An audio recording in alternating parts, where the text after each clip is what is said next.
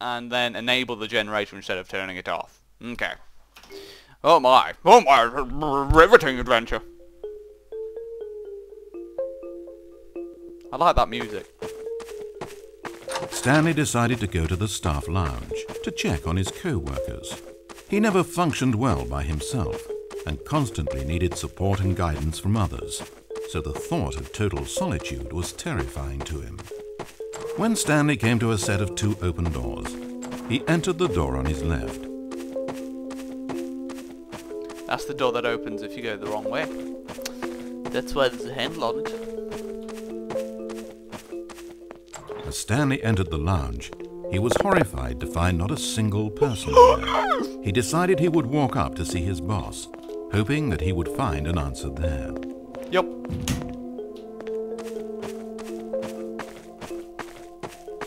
Coming to a staircase, Stanley walked upstairs to his boss's office. Ooh. Another choice. I forgot about this one. I'm going to go down.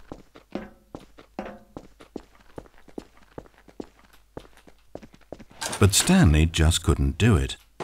He considered the possibility of facing his boss, of admitting that he had left his post during work hours. He might be fired for that. And in such a competitive economy, was it really worth taking that risk? All because he believed everyone had disappeared? His boss would think he was crazy. And then something occurred to Stanley. Maybe, he thought to himself, maybe I am crazy. Everyone I know simply vanishing out of the blue, there's almost no other explanation for it. And a nagging fear began to creep up in his mind. Questions that had been there all along. He just hadn't put his finger on them yet. For example, why couldn't he see his feet when he looked down? Why did doors close automatically behind him wherever he went? And for that matter, these rooms were starting to look pretty familiar. Was he just walking around in circles? Where am I, he thought. And the more he found himself unable to answer these questions, the more questions continued to arise, until he came to the issue that had been slowly boiling until he could ignore it no longer. Why is there a voice in my head, dictating everything that I'm doing and thinking? Suddenly, every door slammed shut. "No!" Stanley screamed. "I need to get out of here. I need to know that there's something out there. I need to know it's not just all in my head." And he screamed and clutched at his skull as the voice grew harsher and the music in the background rose higher and higher. And then, moments before collapsing to the ground, Stanley clenched his fists and screamed to anyone who might be listening, "I'm not real! I'm not real! Don't believe any of it! None of it's real!" And then everything went black. Ho ho! This is the story of a woman named Mariella. Mariella woke up on a day like any other. She got dressed, went to work, clocked in, clocked out, and then she walked home. But her walk on this day was interrupted by the body of a man who had stumbled through town talking and screaming to himself, and then collapsed dead on the sidewalk. Moments after seeing him, she would turn, run to the nearest police station, and call for an ambulance. But for just a few brief seconds, she merely stood there, unable to move. The tragedy was not the death of a single person. It was that she would never know this man's story, never hear in his own words what had happened to him, or what he believed had happened to him. For to know these things would be to exist inside the head of the man himself. So all she could do was observe from a distance and pity him. But Mariella had places to be and people to meet with, very important people, whose impressions of her would affect her career and indeed the rest of her life. She stood there for only a moment, looking down at the body, and then she ran. Oh! How many endings does this thing have? David Redden. That's how I'm going to read that. Right. Bugger me. I didn't go through the door. I want to know what happens if I go through that door now. You know, and it's going blah blah blah. I'm going to go through the door and continue going around and see what happens then. Oh my.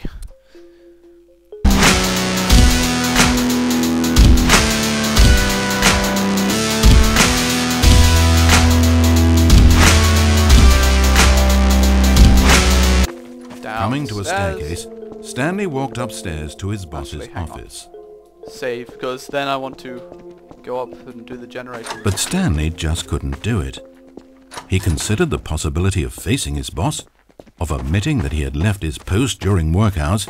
He might be fired for that.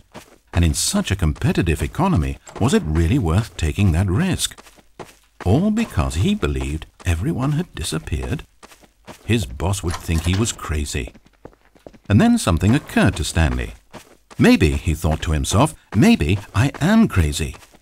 Everyone I know simply vanishing out of the blue, there's almost no other explanation for it. And a nagging fear began to creep up in his mind. I see. Questions that had been there all along. He just hadn't put his finger on them yet. For example, why couldn't he see his feet when he looked down?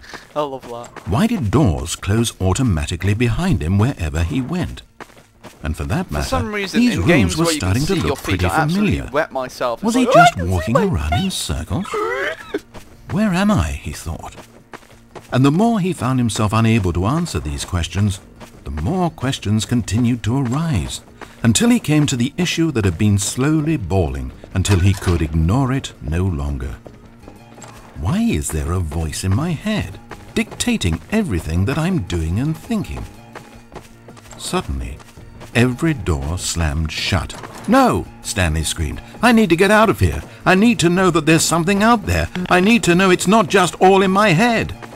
And he screamed and clutched at his skull as the voice grew harsher and the music in the background Okay, you know what, rose screw it, higher I'm going and to higher. load that.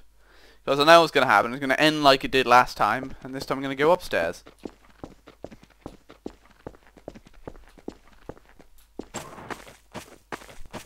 Right, here we go. Entering his manager's office, Stanley was once again stunned to discover not an indication of any human life. Oh crap, It I forgot was what at it was this now. point that he began to feel dizzy and a little sick, and even thought he might pass out when suddenly he noticed a keypad next to the filing cabinet in the corner of his desk.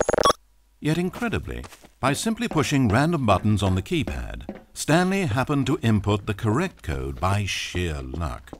Amazing. Stanley ventured as he drew deeper into the bowels of the building.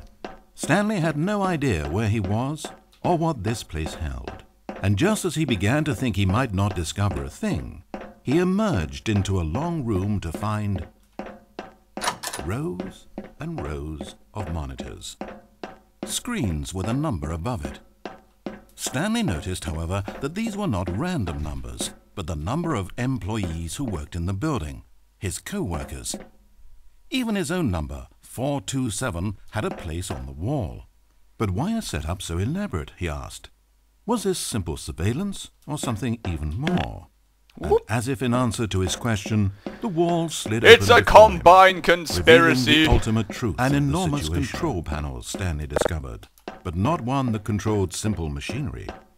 Buttons were labeled with emotions. Happy, sad. Levers and knobs controlled actions. Walking, eating, doing work, or watching TV. Every input on this device monitored not the functions of a machine, but of a human being. And the reality began to sink in. Stanley, like so many other people, reduced to images on a monitor, had been under someone's control, always at the mercy of this machine. Could this have been the only reason employee number 427 was content with his boring job? That a machine had altered his emotions to accept it blindly? He began to feel an unbridled rage, and at the peak of his anger, something happened. A spark. Stanley looked up and saw the generator overhead, still providing some small amount of power to the machine, keeping it alive. And knowing that this generator was all that kept the controls running, Stanley moved to the ladder in the back of the room and began to climb towards the rafters. I don't know what the hell those lights are for though. They don't seem to do anything. They like turn on for a moment and then turn off again. So this time I'm going to turn the one that says generator The higher on. Stanley climbed, the closer he felt to freedom, the further from enslavement.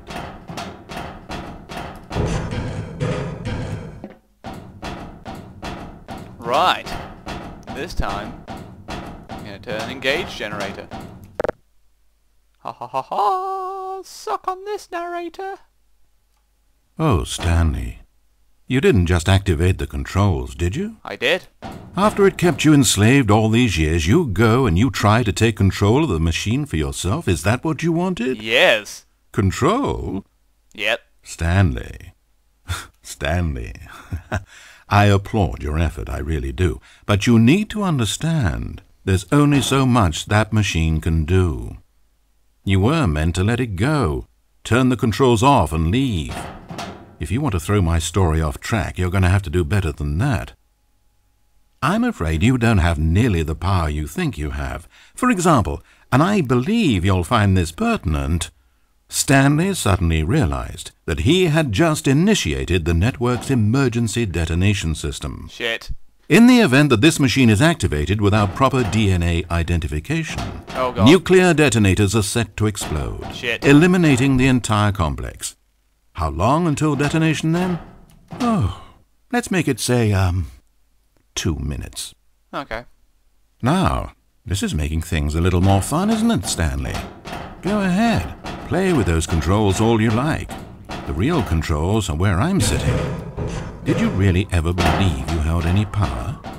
Did you not think I knew what I was doing? When I erased your co-workers and turned off the machine, I was offering you freedom, an escape. I didn't have to do that. I've run this story many times, and I don't always set you free. Sometimes you just sit there, day after day after day, doing your job forever, and then dying alone. But when I actually give you the freedom to control your own actions, it's not enough. I let you go, and you trapped yourself just the same. You just weren't made to handle this sort of responsibility, I'm afraid. But you know what you were made for? Pushing buttons. You get now? Now I'm enjoying this. Tell you what, I'll throw some extra time on the clock just because I'm having so much fun. There we go. You see, I want to watch you for every long second you try to puzzle this out. After all, it should make sense, right? The timer, the nuclear detonation, the mysterious facility, it's all here. This is a video game. Except for one thing there, hero. You've got no weapon, no vehicle. You don't even know where you're going. When you saw that timer, you just instinctively started trying to find an exit, didn't you? In fact, I bet you're still looking for a way out. Nope. I bet you're clicking on everything in this room, trying to open doors or vents or something and solve the puzzle. As though this game has a solution, as though it can be won. That timer is not a catalyst to keep things moving along. It's just seconds ticking away to your death. This is not a challenge. It's a tragedy. It's the moment when the hero realizes that despite his best efforts, he is powerless to his environment. And then he lets go. He surrenders. And he dies. Never! 30 seconds, Stanley. 30 seconds. Until a boom, and then nothing. No ending to this story, just you dying. I suppose you could have gotten an actual ending if you played along, but that just wouldn't have been your style, would it? Well, I've already done that! You'll perish knowing that the only choice you made here was to turn on that machine and to start this timer. But you won't be alone, because I'm not going anywhere. I'll be here to watch every second of your inevitable life from the time we fade in until the moment I say, happily ever after.